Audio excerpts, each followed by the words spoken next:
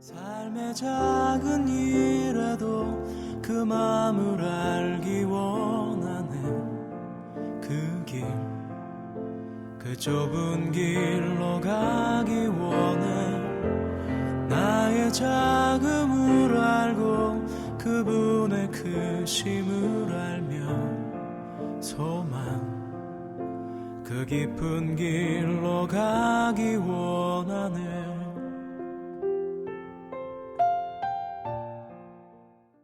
오늘 함께 은혜를 나눌 말씀은 에베소서 6장 5절에서 9절까지 말씀입니다.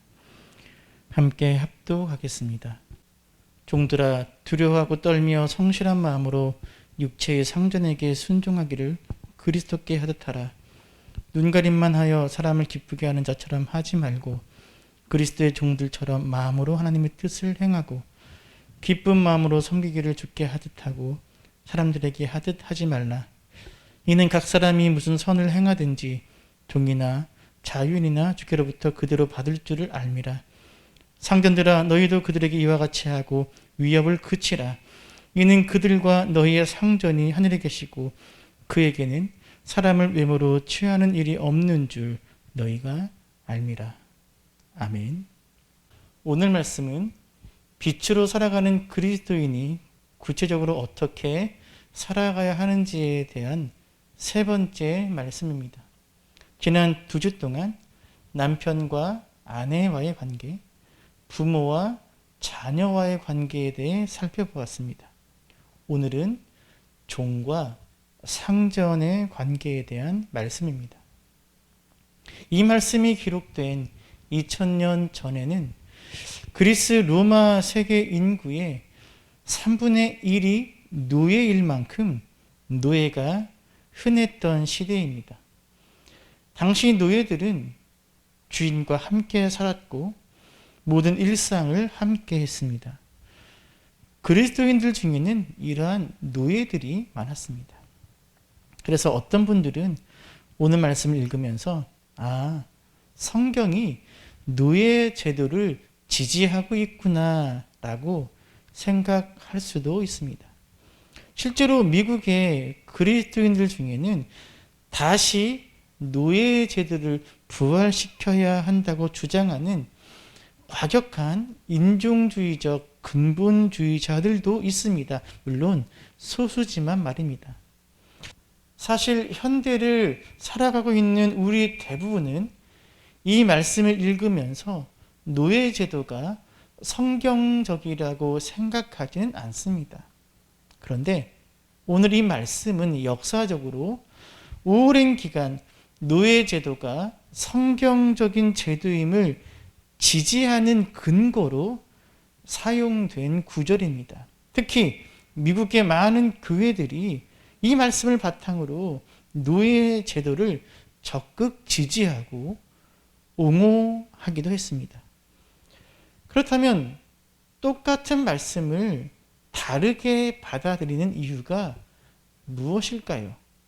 그 이유는 우리의 생각과 수준이 그 시절에 비해 훨씬 높아졌기 때문입니다. 사람을 피부색으로 차별하면 안 된다는 생각, 모든 사람이 똑같이 존귀하다는 생각, 노예 제도는 악하다는 생각, 사람을 돈으로 주고 사고 팔거나 동물처럼 대해서는 안 된다는 생각이 이미 우리 안에 자리 잡았기 때문입니다. 이런 생각이 우리의 바탕이 되니 오늘 말씀도 옛날 사람들과는 달리 새롭게 해석되는 것입니다. 마치 똑같은 글을 읽어도 5살 나이와 20살 청년과 30대 중년 또는 70, 80대 노년이 느끼는 것이 다 다르듯이 우리의 생각과 마음이 자랄수록 우리는 새로운 해석과 적용을 하게 됩니다. 사람의 성장과 성숙에는 시간이 필요합니다. 우리는 시대의 영향을 받고 지역의 영향도 받습니다. 성령님께서는 역사 속에서 사람들에게 지속적으로 감동을 주시면서 인류를 성장시키고 성숙시켜 오셨습니다. 그러한 과정에서 우리가 하나님을 사랑하고 이웃을 사랑하는 마음이 깊어지면서 이 말씀은 우리에게 더 깊이 하나님의 뜻을 드러내는 것입니다. 그리고 우리는 예수님을 닮아가게 됩니다. 하나님의 말씀은 딱딱하게 화석화되어 버린 규칙이나 법칙이 아닙니다. 살아서 역사하시는 말씀입니다. 이러한 점에서 볼 때 오늘 바울의 권면을 단순히 노예에게 그리고 노예를 다스리는 주인에게 하시는 하나님의 말씀으로 받아들여서는 곤란합니다. 오늘 우리 중에 그 누구도 노예가 아니며 또 그 누구도 노예의 주인이 아니기 때문입니다. 또한 이 말씀을 단순히 노사관계 또는 직원과 사장, 직장 선임과 후임, 사업주와 손님과의 관계로 바로 적용하는 것도 조심해야 합니다. 이러한 관계는 본문의 주인과 노예라는 종속적 관계와는 엄연히 다르기 때문입니다. 오히려 우리는 오늘 말씀을 통해 하나님께서 말씀하시고자 하는 인간관계의 핵심을 살피고 그 핵심 정신을 통해 우리의 삶에 적용해야 할 것입니다. 먼저 5절 말씀을 읽겠습니다.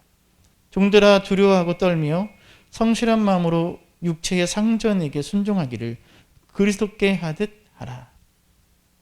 바울 사도는 먼저 종을 향해 순종하라고 권면합니다.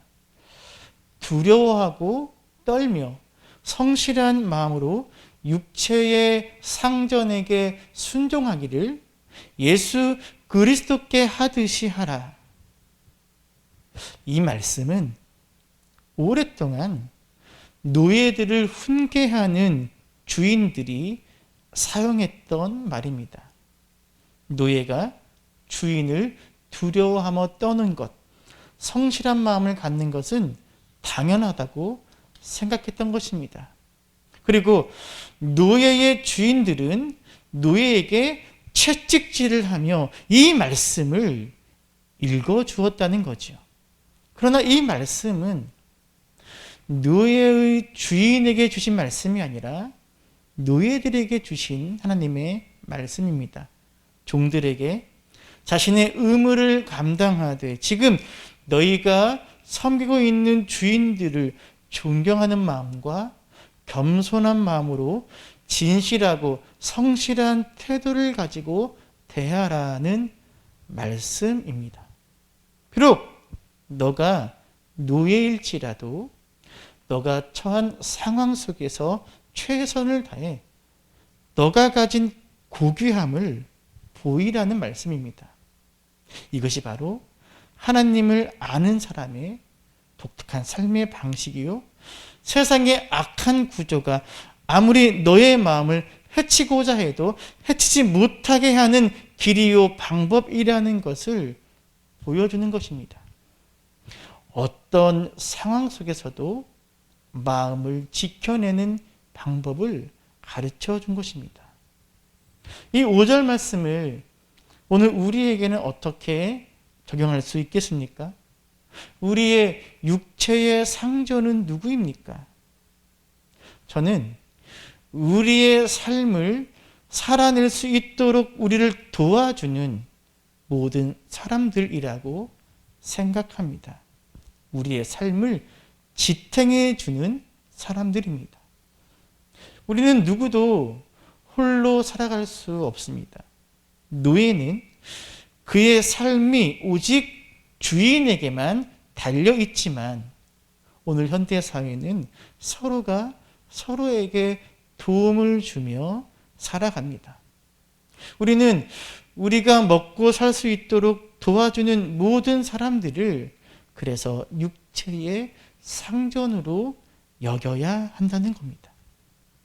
내가 직장인이라면 당연히 회사를 설립하고 운영하는 사장님, 이 회사를 망하지 않도록 애쓰는 직원들, 회사에 일을 맡기는 손님들, 일이 잘 진행되도록 도와주는 협력업체들, 이 모든 사람들이 우리의 삶을 지탱해주는 상전이 되는 것입니다. 내가 싼 값에 편하게 음식을 먹을 수 있도록 수고하는 농부, 어부들, 상인들, 서비스해주는 직원들, 이 모든 사람들이 때로 우리의 상전이 되는 것입니다. 우리의 일상에서 우리를 돕는 가족과 친구들도 때로 우리의 상전이 됩니다. 이러한 사람들의 도움을 통해 우리는 하루하루 살아가고 있습니다. 오늘날 우리가 그리스도인으로서 상전에게 순종하고 상전을 그리스도처럼 여기는 것의 참 의미는 이처럼 일상 속에서 우리를 돕는 모든 이들을 그리스도와 같이 귀히 여기고 감사히 대하는 것입니다.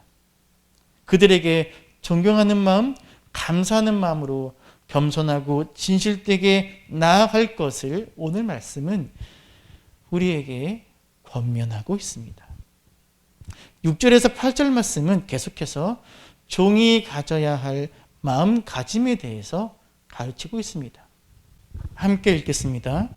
눈가림만 하여 사람을 기쁘게 하는 자처럼 하지 말고 그리스도의 종들처럼 마음으로 하나님의 뜻을 행하고 기쁜 마음으로 섬기기를 주께 하듯 하고 사람들에게 하듯 하지 말라.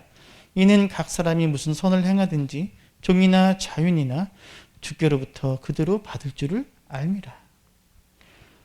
노예 근성이라는 말이 있습니다. 남이 시키는 대로만 하거나 주체성 없이 남의 눈치만 보며 일하는 것을 뜻합니다. 말 그대로 자유가 주어졌거나 자유를 쟁취할 수 있는 상황에서도 그저 자리에 주저앉아 아무것도 하지 않고 결국 노예 상태에 만족하는 정신 또는 근성입니다. 노예는 삶의 목적과 방향을 생각할 필요가 없습니다. 그저 주인이 시키는 대로 그 일만 하면 됩니다. 목표와 목적이 없으니 노예가 신경 쓰는 것은 그저 오늘 하루 나에게 주어진 시간을 어떻게 때울까 하는 것입니다.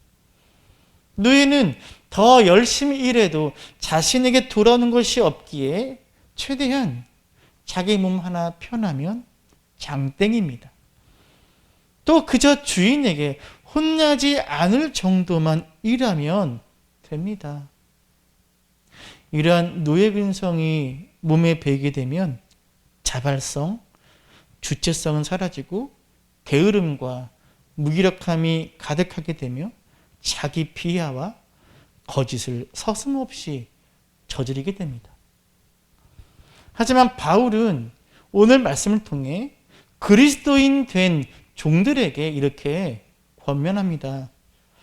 너희가 비록 육체로는 종이고 노예라 할지라도 너희는 이제 그리스도 안에서 하나님의 자녀다. 그렇게 너희는 이제 새로운 사람이 되어야 한다.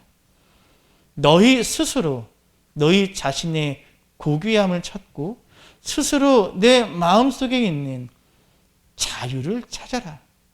모든 일을 하되 이제는 끌려다니면서 하지 말고 주인에게 사람들에게 잘 보이려고 하지 말고 자발적으로 기쁜 마음으로 최선을 다해 진실되게 행하라. 이것이 그리스도인 된 종의 모습이다라는 겁니다. 이렇게 바울은 비록 종이고 노예라 할지라도 하나님의 자녀답게 살 것을 권면하고 있습니다. 바울의 이 권면은 오늘 우리에게도 동일하게 적용됩니다. 우리는 노예가 아님에도 불구하고 때로 노예의 마음과 정신으로 살 때가 있습니다. 삶의 목표와 목적이 없는 듯이 살아갑니다. 그저 오늘 하루 이익과 편안함만을 추구하며 살아갑니다. 내 곁에 있는 사람들을 대할 때도 그저 이 사람이 나에게 이익이 되는지 아닌지를 따지며 대합니다. 자기 인생 귀한 줄 모르고, 관계에 귀한 줄 모르고, 하나님의 은혜에 귀한 줄 모르고 살아갑니다. 하지만 하나님께서는 우리에게 소명과 사명을 주셨습니다. 우리가 어떠한 상황 가운데 있든지 누구와 무슨 일을 하든지 하나님께서는 우리가 세속적으로 얼마나 성공했느냐, 우리가 얼마나 평안하고 행복했느냐, 또는 우리가 얼마나 많은 것을 남겼느냐를 가지고 우리를 평가하지 않으십니다. 우리가 얼마나 하나님 앞에서 진실되게 최선을 다하는 삶을 살았느냐, 그 가운데서 주님이 원하시는 뜻을 얼마나 구했으며 얼마나 그것을 이루기 위해 살았느냐를 우리에게 마지막 날 물으실 것입니다. 앞서 상전이란 존재는 우리의 삶을 지탱해주는 모든 사람들이라고 말씀드렸습니다. 우리는 그러한 이들을 대할 때 그 만남 가운데 우리 하나님께서 늘 함께하고 계심을 기억해야 합니다. 그리고 그 모든 만남 속에서 진실되게 하나님의 마음으로 주님을 대하듯 대해야 합니다. 아첨과 위선, 속임수로 살아가는 것이 아니라 진실한 관계, 진실한 거래, 다른 사람과 함께 행복할 수 있는 그러한 더불어 사는 삶을 살아야 합니다. 주님의 방법대로 더 주고, 더 품고, 더 사랑해야 합니다. 세상에서의 삶도 주님 앞에서 살아가는 삶임을 기억해야 합니다. 이렇게 종에 대한 권면을 마친 바울은 이제 주인에게, 상전에게 권면합니다. 9절입니다. 상전들아, 너희도 그들에게 이와 같이 하고 위협을 그치라. 이는 그들과 너희의 상전이 하늘에 계시고 그에게는 사람을 외모로 취하는 일이 없는 줄 너희가 알미라. 어떤 이들은 바울이 종에 대해서는 4절에 걸쳐서 길게 권면하고 이 주인에게는 단 한 절만 권면하는 것을 볼 때 종과 상전의 관계에 있어서 종의 책임이 더 크다는 것으로 이해하기도 합니다. 하지만 그렇지 않습니다. 9절 앞부분 뭐라고 시작되고 있습니까? 상전들아, 너희도 그들에게 이와 같이 하고. 여기서 그들은 종이죠. 노예들에게 이와 같이 하라. 이와 같이는 뭡니까? 앞에서 언급한 내용들을 이야기합니다. 즉 5절부터 8절까지 종에게 권면한 내용들이 주인들에게도 동일하게 적용된다는 겁니다. 노예가 주인에게 대하는 모든 태도를 주인들도 상전들도 똑같이 노예에게 보여야 한다는 것입니다. 이것이 그리스도인 된 상전, 그리스도인 된 주인의 태도요 자세라는 겁니다. 상대방을 비록 노예라 할지라도 존중하고, 내가 비록 주인이지만 스스로를 겸손히 여기고 진실되고 성실하게 대하는 것, 자발적이고 기쁜 마음으로 상대방을 섬겨주는 것, 이것이 바로 노예가 상전에게 가져야 할 태도일 뿐만 아니라 상전들도 노예들에게 가져야 하는 태도이라는 것입니다. 결국 오늘 말씀은 노예와 상전, 종과 주인과 그런 구분 없이 모든 인간관계에서 그리스도인들이 가져야 할 태도를 알려주고 있는 것으로 이해하는 것이 더 적합해 보입니다. 그런데 바울은 9절에서 상전에게 한 가지 더 추가로 권면을 하고 있습니다. 무엇입니까? 위협을 그치라는 것입니다. 다른 말로 표현하면 협박하지 말라는 겁니다. 자신의 지위를 이용해 종에게, 노예에게 벌을 주겠다며 위협하지 말라는 겁니다. 당시 로마 제국에서는 형벌이 종을 통제하는 유일한 방법으로 받아들여졌습니다. 쉽게 말하면 종이나 노예는 때려야 말을 듣는다, 그런 의미지요.